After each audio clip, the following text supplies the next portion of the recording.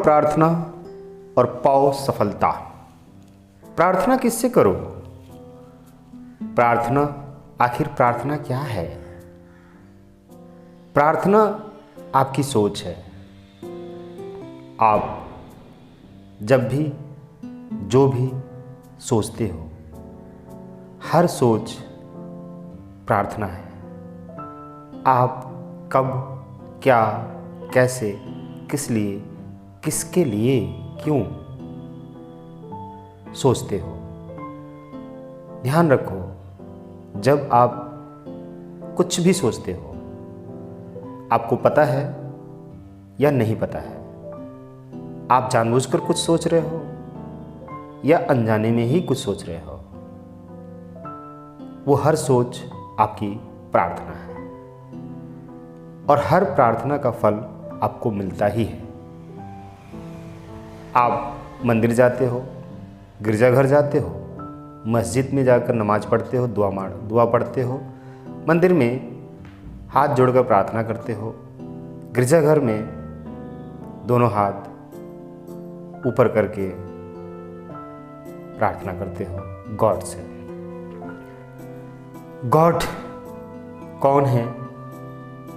God कहाँ है? क्यों है? किस लिए है?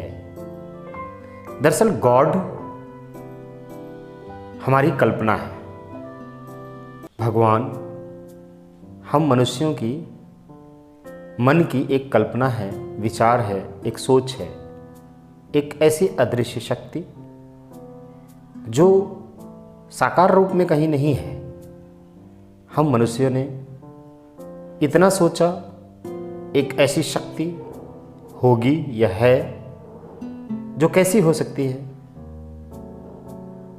जिसके लिए हमने बार बार इतना ज़्यादा सोचा कि मन में, हमारे मस्तिष्क में उसकी एक छवि बन गई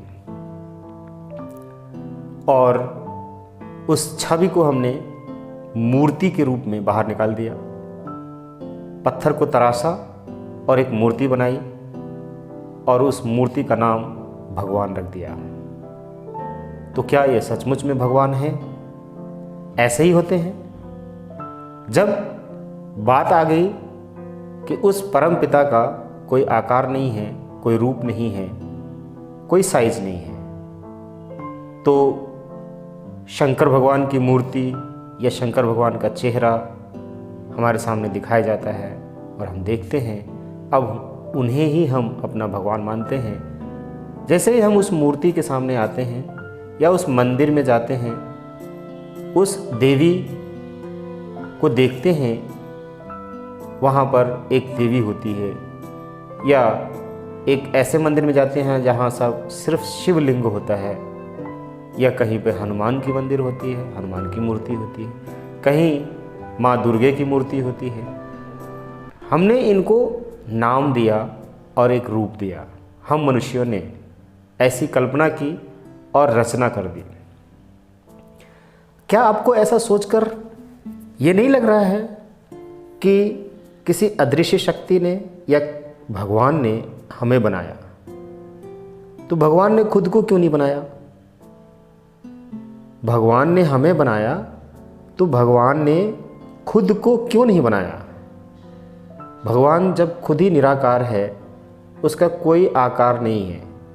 मुस्लिम धर्म में किसी भी मूर्ति की पूजा नहीं की जाती। गिरजाघर में सिर्फ प्रभु ईसा मसीह की पूजा की जाती है, जो कि मनुष्य थे, मनुष्य, और उन्होंने ऐसे काम किए। उनके काम के बदले में सम्मान देते हैं, हमारे मन में सम्मान रहता है और उन्हें ही हम गॉड मान लेते हैं, गॉड का दूत मानते हैं। गुरु नानक देव, जब हम गुरुद्वारे में जाते हैं तो गुरु नानक देव की पूजा करते हैं, क्योंकि उन्होंने हमें ज्ञान दिया कि ईश्वर एक है, ईश्वर निराकार है, हमें बताया। तो वहाँ पर हम उन महान पुरुषों की तस्वीरें देखते हैं जो पहले ईश्वर के बनाए मार्ग पे चल चुके हैं, हम उनकी पूजा करते हैं। वहाँ पर जाकर हम माथा टेकते हैं। लेकिन तरह तरह के जो रास्ते हैं भगवान तक पहुंचने का या भगवान को मानने का, जानने का, समझने का, उन सारे रास्तों से अलग अलग तरीके से, अलग अलग रास्ते से हम इंसान जाते हैं और मकसद एक ही होता है, और वो अदृश्य शक्ति, सुप्रीम पावर से मिलने की, बात करने की, समझने की। क्यों हम उस अदृश्य शक्ति में विलीन होना चाहते हैं, खोना चाहते हैं, उस अदृश्य शक्ति को पाना चाहते हैं? वो अदृश्य शक्ति हमारे भीतर भी है। वही पावर, वही गुण, वही संवेदनाएं, वही क्रिएशन की पावर हमारे भीतर भी है, जो हमें नहीं दिखती, जो हमें नहीं पता चलता। हम अपनी इन खुली आंखों से उस अदृश्य शक्ति को नहीं देख पाते हैं,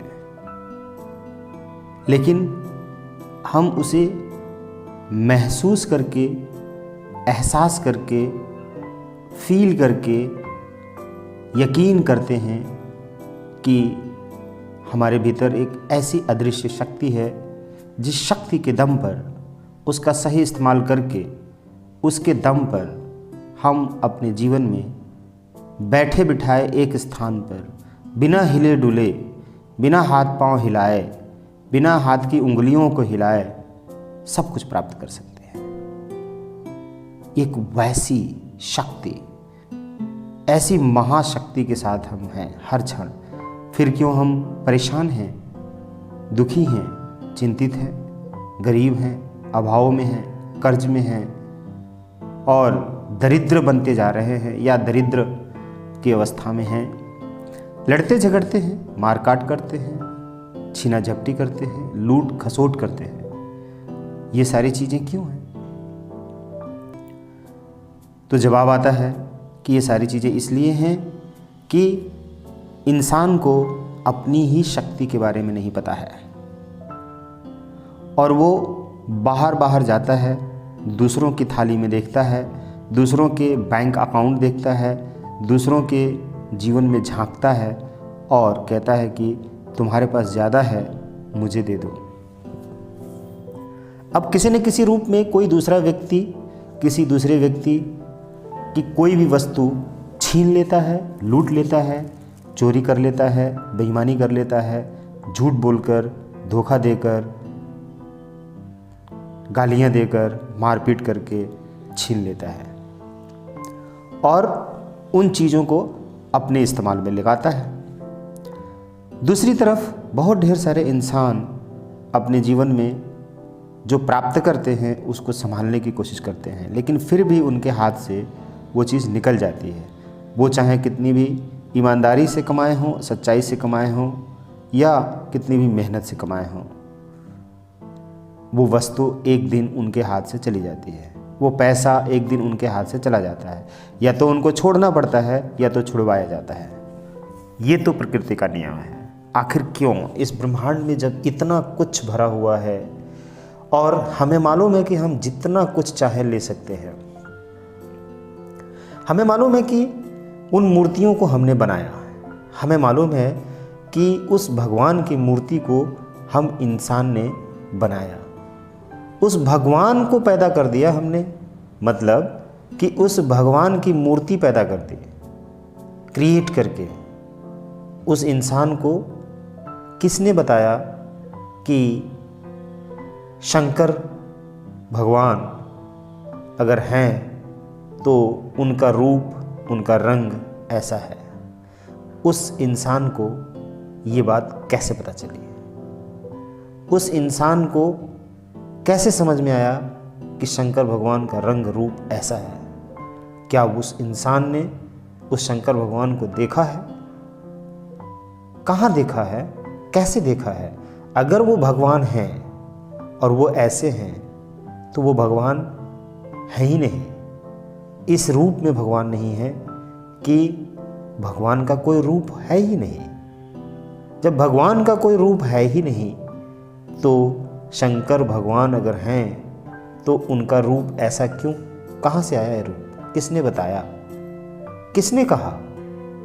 जब कोई रूप ही नहीं है, रंग ही नहीं है, कोई आकार नहीं है, तो फिर शंकर भगवान की ये मूर्ति कहाँ से पैदा होगी? इस मूर्ति में वो शंकर भगवान है, न कि ये भगवान, ये मूर्ति ही भगवान है। इस मूर्ति में शंकर भगवान है, इस मूर्ति के अंदर है। अब अंदर है, वो तो पत्थर की है, वो मूर्ति तो पत्थर की है, और उस पत्थर के अंदर भगवान है।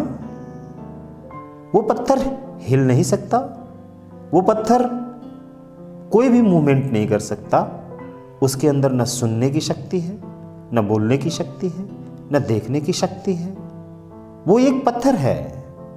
उस पत्थर को एक मूर्तिकार ने तराश दिया, लेकिन जब उस मूर्तिकार ने उस पत्थर को तराशा, तो तराशने से पहले उस मूर्तिकार के दिमाग में वो चेहरा था, वो रंग था, वो रूप था, वो भाव थे, और उसने अपने दिमाग से निकालकर वो तस्वीर इस मूर्ति में बना दिया, डाल दिया। बस इतना ही है। उस मूर्ति का रंग रूप ऐसा है, बस इतना ही है। बस उस पत्थर का रूप बदल दिया। उस पत्थर को काट काट कर, छैनी हथौड़ी से काट काट कर, मार मार कर, तोड़ तोड़ कर उस पत्थर को बदल दिया। टेढ़ा मेढ़ा, सीधा उल्टा, कैसा भी था वो पत्थर, लेकिन उस पत्थर को काट काट कर एक रूप बना दिया, उसका रूप बदल दिया। उसी तरह से लकड़ी का कोई भी रूप हो सकता है। अब उसे काट काट कर बढ़ई ने उसमें से एक शंकर भगवान की मूर्ति निकाल दी। कुम्हार ने या मूर्तिकार ने मिट्टी को तराश कर उसमें भी देवी देवताओं की मूर्ति निकाल दी। पत्थर को, मिट्टी को, लकड़ी को काट छांट कर उसमें एक मूर्ति बना दी और उसे ऐसे स्थान पर रख दिया गया जहाँ पर कुछ भी नहीं है, खाली है, और फूल माला, जल, दूध, पानी, बतासे, मिठाई, रुपए, पैसे चढ़ाकर, सिंदूर, पान पत्ता, फूल, ये सब चढ़ा दिया गया, लगा दिया गया, धूप अगरबत्ती जला दी गई, वहाँ हवन पूजा करना शुरू कर दिया। अब बताया कि यहाँ पर भगवान है, यहाँ पर ये देवी देवता है। आने जाने वाले लोगों की भीड़ लगने लग गई, लाइनें लगने लग गई, चढ़ावा चढ़ने लग गया, मंदिर बन गया, पुजारी बैठ गया, वहाँ भजन कीर्तन होने लगा। अब हर महीने लाखों करोड़ों रुपए वहाँ पर चढ़ावा आ रहा है। वो पैसा कहाँ जा रहा है? वो पैसा कौन ले रहा है? इस धर्म की आड़ में ये आडंबर किया जा रहा है, ये ढोंग है, ये आम लोगों को बेवकूफ़ बनाने का एक सीधा साधा तरीका है। जिन लोगों ने शुरुआत की इसकी, जिन लोगों ने सोचा, उन लोगों के पास चालाक बुद्धि थी, उन लोगों के पास एक सोच थी, धन कमाने का तरीका था, एक बिजनेस था, और उन्होंने आज इस बिजनेस को पूरी दुनिया में फैला दिया। और हर जगह, हर मंदिर में, मस्जिद में, गिरजाघर में तमाम चढ़ावे आते हैं उस धर्म के नाम पर, उस ईश्वर के नाम पर, उस देवी देवता के नाम पर, उस मूर्ति के नाम पर। कुछ भी नहीं तो एक पत्थर रख दिया, उसको पूजना शुरू किया, यही भगवान है। वहाँ भी भीड़ लग गई, वहाँ भी लोग अपनी मन्नतें मांगने लग गए और लोगों की मन्नतें पूरी होने लग गई। आखिर क्यों? ये मन्नतें पूरी क्यों हो जाती हैं? पता है क्यों हो जाती हैं? जब आप एक मन्नत मांगते हो तब आप एक विचार कर रहे हो, तब आप एक सोच रहे हो। अभी तो बताया कि हर सोच प्रार्थना है। तो जब हर सोच प्रार्थना है तो उस पत्थर के सामने प्रार्थना करने की क्या ज़रूरत है? उस मूर्ति के सामने बैठकर रो रो कर, पछाड़े मार मार कर, रो रो कर प्रार्थना करने की क्या ज़रूरत है? क्यों भगवान से कहते हो कि हे भगवान, मेरी नौकरी लग जाए तो मैं आपको आकर दूध बतासा चढ़ाऊँगा और आपके यहाँ ढेर सारा चढ़ावा भी चढ़ाऊँगा, भूखों को खाना खिलाऊँगा, या आपके यहाँ आकर मैं दान दूँगा। ये सब आप करते हो, ये आप सोचते हो, और सचमुच आपकी नौकरी लग गई तब आप वही करते हो जो आपने यहाँ से कहा था, वायदा किया था। आप अपने द्वारा किए गए वायदे को पूरा करते हो। आपको मालूम है आपने जो वहाँ सोचा था, जिस भाव से सोचा था, जिस इमोशन के साथ में वो सोचा था मतलब बोला था मतलब प्रार्थना किया था। वो सोच, वो बोल प्रार्थना है। प्रार्थना मतलब आप उस ईश्वर से, उस देवी देवता से प्रार्थना करते हो, दुआ मांगते हो, यानी कि हाथ जोड़कर निवेदन करते हो, रिक्वेस्ट करते हो, अपनी अर्जी लगाते हो, अपनी इच्छा को जाहिर करते हो और आपकी इच्छा पूरी हो जाती है। आप कहते हो कि मैं शंकर भगवान के मंदिर गया था, वहाँ पर मैंने मन्नतें मांगी, पूजा की, प्रार्थना किया और शंकर भगवान ने मेरी प्रार्थना सुन ली। अब आप 10 लोगों को और भेजते हो, 20 लोगों को और भेजते हो, मतलब लोग वहाँ पर आकर भीड़ लगा लेते हैं और आप का जो भाव होता है वो भाव मतलब कि किसी भी चीज़ का अपमान नहीं होना चाहिए। अगर कोई पूजा कर रहा है सड़क के किनारे खेत में बैठकर चुपचाप, तो आप भाव विभोर हो जाते हो कि वो पूजा कर रहा है, भगवान की भक्ति कर रहा है, वो देवी देवता की आराधना कर रहा है, प्रार्थना कर रहा है, तो आप उसके प्रति भाव विभोर हो जाते हो, आप उसकी मदद भी करते हो। लेकिन क्या उसी वक्त या बाद में भी सचमुच वहाँ पे भगवान आता है, भगवान होता है, भगवान दिखता है, भगवान प्रकट होता है, भगवान बोलता है, भगवान बातें करता है, भगवान आपको दिखता है? भगवान कहाँ दिखता है आपको? कहाँ है भगवान? जब आपको ये भी कहा गया कि ईश्वर हर जगह मौजूद है, सर्वविदित है, सर्वव्यापी है, वो हर वस्तु में है, हर स्थान पे है, हर परिवेश में, हर परिस्थिति में है, हर व्यक्ति के भीतर है, व्यक्ति के भीतर भगवान है, हर जीव जंतु के भीतर भगवान है, हर स्थान पे कण कण में भगवान है। ये क्या कहा गया?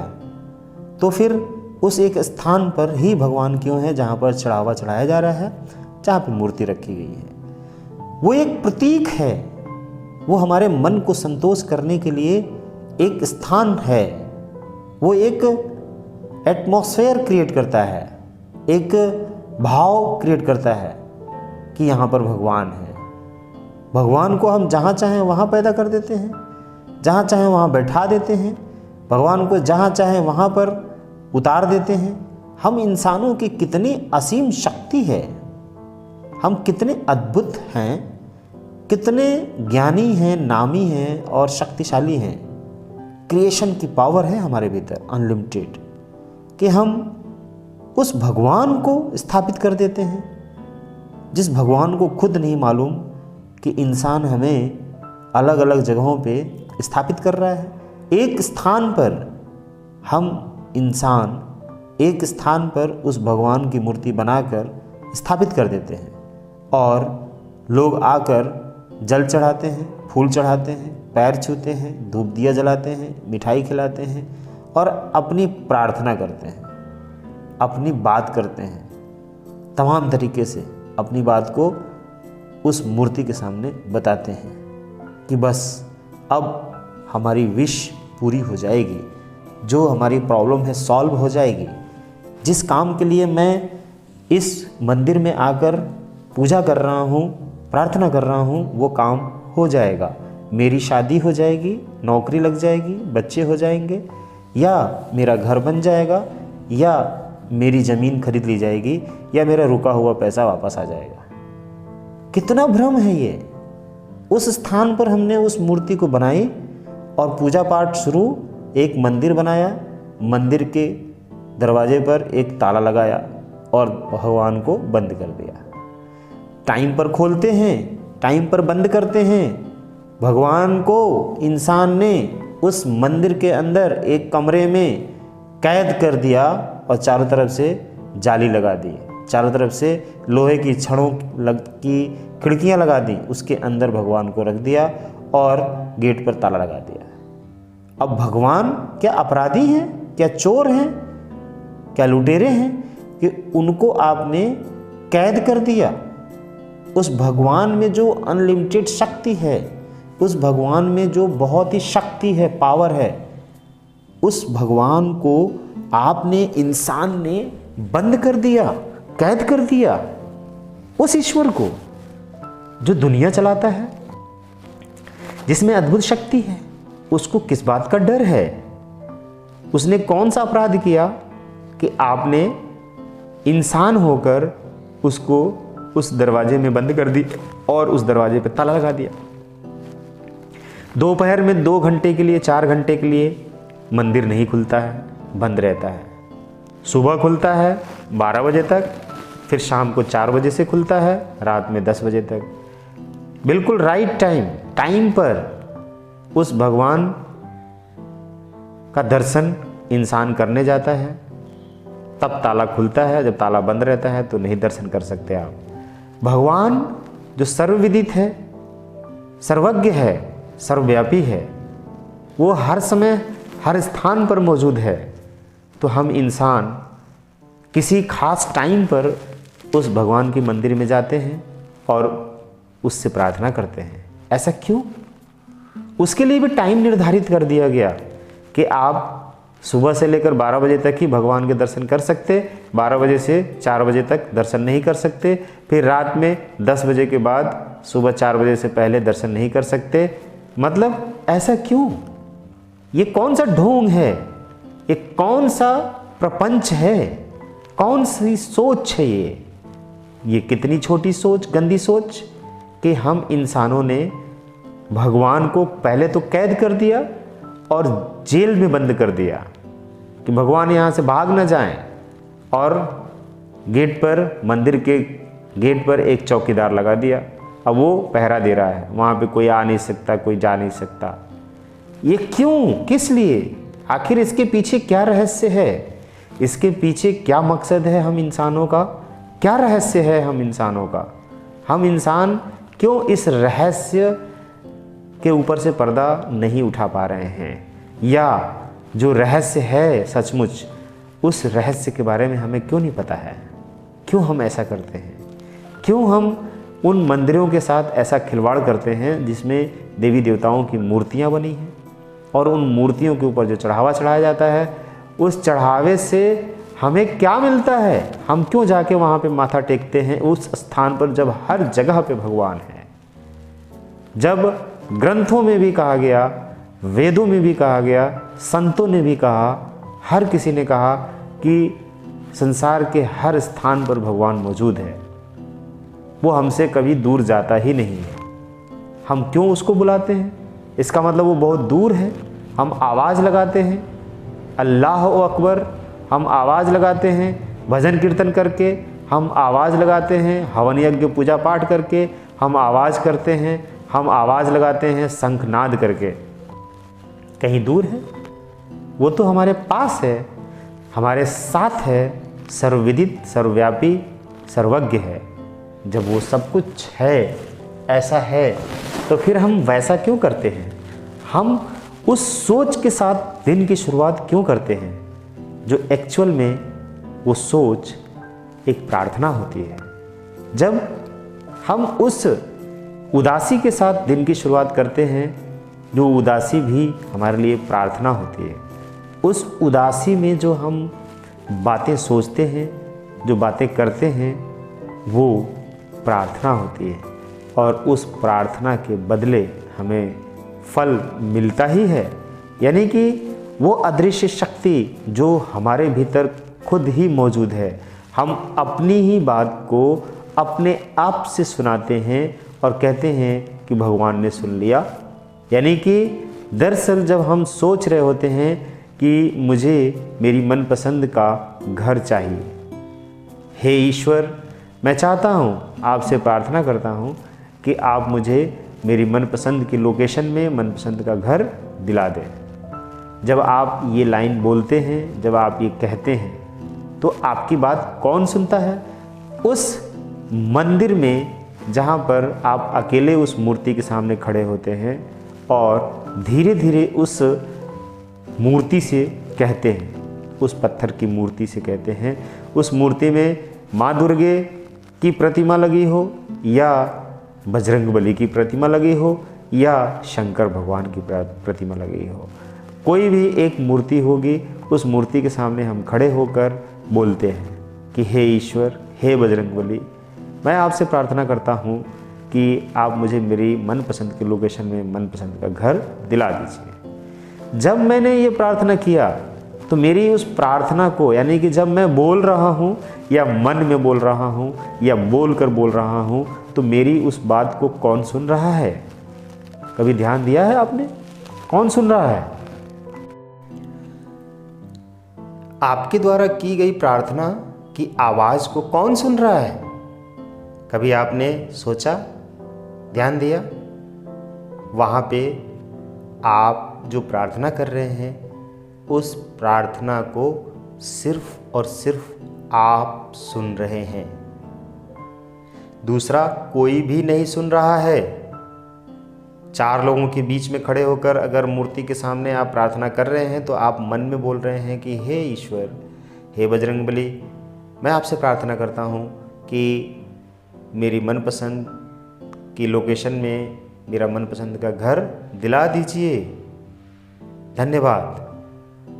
मैंने उस बजरंगबली की मूर्ति के सामने ये बोला मन ही मन, तो मेरे मन की बात को कौन सुन रहा है? और जब मैं प्रार्थना कर रहा हूँ उस वक्त मेरे भीतर जो आस्था और जो विश्वास होती है वो क्या होती है कि मैं इस बजरंगबली से अपनी बात कह रहा हूँ, प्रार्थना कर रहा हूँ, अर्जी लगा रहा हूँ, तो मेरी प्रार्थना के बदले में ये बजरंगबली मुझे घर अवश्य दे देंगे। मन में एक भाव होता है, मन में आस्था विश्वास होता है कि मैं इस मूर्ति से, इस बजरंगबली से कह रहा हूँ तो बजरंगबली इसे पूरा अवश्य करेंगे। यही वो भाव, आप उसी भाव के साथ आप अपने घर के बंद कमरे में, बेडरूम में इसी बात को बोलिए कि मैं चाहता हूँ कि ईश्वर की मदद से मैं अपने मनपसंद के लोकेशन में मनपसंद का घर प्राप्त कर लूँ और उसमें मैं अपने परिवार के सदस्यों के साथ खुशी खुशी रहूँ। यहाँ पर भगवान से कहने की बात नहीं है, भगवान के सामने कहने की बात नहीं है। यहाँ तो आप बेडरूम में हैं, आराम से लेटे हैं, बैठे हैं, कोई भी कुछ भी कर रहे हैं। अब आपको उस चीज़ का परिणाम दिया जाएगा। जो आप कह रहे हैं वही बोलिए, जो मंदिर के में मूर्ति के सामने बोल रहे थे वही चीज़ यहाँ बोलिए, लेकिन भाव चेंज हो जाएगा, शब्द थोड़े चेंज हो जाएंगे, बोलने का जो तरीका है वो चेंज हो जाएगा। मंदिर में मूर्ति के सामने खड़े होकर बोल रहे हैं, हे बजरंगबली, मेरे मनपसंद की लोकेशन में मेरे मनपसंद का घर दिलवा दीजिए। हमने सीधे उनसे कहा, ऑर्डर दिया। ये प्रार्थना है, ये ऑर्डर है। हम तो यही सबसे बड़ी गलती करते हैं कि हमें पता ही नहीं है कि हम भगवान को ऑर्डर दे रहे हैं या भगवान से प्रार्थना कर रहे हैं। दरअसल हम हर दिन भगवान को ढेर सारे ऑर्डर्स दे रहे हैं, लेकिन वही चीज़ आप बंद कमरे में बोलेंगे तो कहेंगे कि मैं चाहता हूँ कि ईश्वर की मदद से, ठीक, ईश्वर की मदद से मेरे मनपसंद का घर मनपसंद के लोकेशन में प्राप्त हो जाए। इन दोनों बातों में कितना गहरा अंतर है और कितना चेंज है, बदलाव है, कितना अंतर है, डिफरेंट है, कितनी बड़ी बात है इन दोनों बातों में। आपने वहाँ पर उस मूर्ति को ऑर्डर दे दिया। मूर्ति में भगवान है या नहीं है ये पता नहीं है, लेकिन आपको यकीन है, बताया गया है, आपकी प्रोग्रामिंग है, बताया गया है कि ये भगवान है, ये भगवान है, ये आपकी हर मनोकामना पूर्ण करते हैं, ये भगवान हैं, ये आपकी हर मनोकामना पूर्ण करते हैं। और आप बचपन से यही चीज़ सुनते आए हैं, देखते आए हैं, करते आए हैं, तो अब आप जो भी पाना चाहते हैं अपने जीवन में, उसे पाने के लिए उसी मंदिर में जाते हैं और आपको विश्वास होता है कि यहाँ से आपकी बात पूरी हो जाएगी, मान ली जाएगी और आपकी इच्छा पूरी हो जाएगी, आपकी प्रार्थना सफल हो जाएगी। और फिर आप उस चीज़ को प्राप्त कर पाते हैं या नहीं कर पाते हैं, दोनों स्थितियों में आप भगवान को ही श्रेय दे देते हैं और बोलते हैं कि इसमें भगवान की जो मर्जी होगी वही होगा। भगवान अगर चाहेंगे तो घर मिलेगा, भगवान नहीं चाहेंगे तो घर नहीं मिलेगा। कितनी विडंबना, कितनी मूर्खता, कितनी मूढ़ता, कितनी बेवकूफ़ी हम इंसान जीवन भर करते रहते हैं और इसी के इर्द गिर्द घूमते रहते हैं। और वो लोग जिन्होंने मूर्ति की स्थापना की, जो उस मंदिर के कमेटी के मेंबर्स हैं, जो वहाँ के ऑनर्स हैं, जो वहाँ के फाउंडर हैं, उन सभी लोगों के पास उस मूर्ति का चढ़ाया हुआ धन, मंदिर में चढ़ाया हुआ धन चला जाता है और वो उस पैसे से अपने जीवन में सब कुछ प्राप्त करते हैं। मतलब ज़िंदगी जीते हैं वो हमारे पैसे से। रोज़ उतना पैसा उस मंदिर में चढ़ाया जाता है, हज़ारों लाखों रुपए, और वो सारा पैसा उन लोगों के पास जाता है जिन लोगों ने उस मंदिर को बनाया है। कल्पना करो आप कि वही चीज़ आप घर में बोलते हो, बंद कमरे में बोलते हो, तो आपको यकीन नहीं होता है कि यहाँ पर बोल रहे हो, प्रार्थना कर रहे हो तो आपकी बात सुन ली जाएगी, मान ली जाएगी और पूरा कर दिया जाएगा। क्यों नहीं यकीन होता है? क्योंकि बचपन से ये सिखाया नहीं गया। आपको ये सिखाया गया कि अगर आपको पूजा करनी है, प्रार्थना करनी है, तो आप सीधे नहा धो के पूजा की थाल लेकर मंदिर जाओ। घंटों आप तैयारी करते हो, सारा काम छोड़ के मंदिर में घंटों लाइन लगते हो, सारा काम छोड़ के वहाँ पे आप अपने पास से बहुत चीज़ें देकर चले आते हो और एक प्रार्थना करके चले आते हो। अब वो प्रार्थना पूरी होती है नहीं होती है ये आपको मालूम होगा, लेकिन अगर आप बिना टाइम गंवाए, बिना नहाए धोए, बिना किसी तैयारी के, बिना किसी फूल पूजा के, बिना किसी धूप अगरबत्ती के, बंद कमरे में सच्चे दिल से आप सिर्फ ये कहते हैं कि मैं चाहता हूँ कि ईश्वर की कृपा से, ईश्वर की मदद से मन पसंद की जगह पे मन पसंद का घर मुझे प्राप्त हो जाए। धन्यवाद, मैं चाहता हूँ, मुझे ये चीज़ चाहिए, बस इस चीज़ के लिए आप इस तरह से बोलें, सोचें, फील करें। यही तो प्रार्थना है। हर बोल, हर सोच प्रार्थना होती है। तो हमें इसी तरह से अपनी प्रार्थना करनी चाहिए। ज़रा कल्पना कीजिए कि एक इंसान स्कूल की स्थापना करता है, स्कूल खोलता है और उस स्कूल में बच्चे आकर पढ़ाई करते हैं। अब जब पढ़ाई करते हैं तो वो फ़ी भी तो जमा करते हैं और ढेर सारे टीचर्स रखे जाते हैं और वहाँ पे हज़ारों बच्चे आके पढ़ते हैं। वो बच्चे फ़ी डिपॉजिट करते हैं, डिपॉजिट करके पढ़ाई करते हैं। जितनी डिपॉजिट करते हैं वो उसके बदले में शिक्षा पाते हैं। तो अब 1000, 2000, 10,000 स्टूडेंट्स ने उस स्कूल को हर महीने लाखों रुपए दिए। उसमें से कुछ हज़ार रुपए उठा के टीचर्स को दे दिया आपने, बाकी सब छोड़ दिया। और उसके बदले में आपको क्या मिलता है? उस इंसान को क्या मिलता है? बहुत धन मिलता है। वो सारा धन किसके पास जाता है? जिसने उस स्कूल की स्थापना की, और वो इंसान धीरे धीरे बहुत अमीर बन जाता है। ऐसा ही होता है। आप इसको समझो, आप इसको समझकर आगे बढ़ो, फिर देखो आपका जीवन महान सफल कैसे बनता चला जाता है। ईश्वर को पाने के लिए ईश्वर को बनाने की ज़रूरत नहीं है। हम इंसानों ने ईश्वर को बना डाला। ईश्वर ने हमें बनाया लेकिन हमने ईश्वर को बना डाला। अब यही नहीं समझ में आता है कि ईश्वर ने हमें बनाया है कि हमने ईश्वर को बनाया है। ज़रा सोच कर देखो कि हम इंसानों का विकास हुआ, हम पैदा हुए, बड़े हुए और हमने उस चीज़ को बना दिया जिस चीज़ का कोई वजूद है या नहीं है पता नहीं। वो सचमुच में वो ईश्वर है या नहीं है किसी को नहीं पता। लेकिन कल्पना शक्ति एक ऐसी शक्ति है जिस शक्ति के दम पर हमारे सामने वो पावरफुल शक्ति मौजूद हो गई। मतलब वो जो ईश्वर है उसका रंग रूप नहीं है, लेकिन हमने उसकी मूर्ति बना दी और उसकी पूजा कर रहे हैं। उस मूर्ति के अंदर वो ईश्वर है, उस पत्थर के अंदर ईश्वर है। वो पत्थर तो अभी पत्थर था, उसको तराश कर मूर्ति बना दी गई।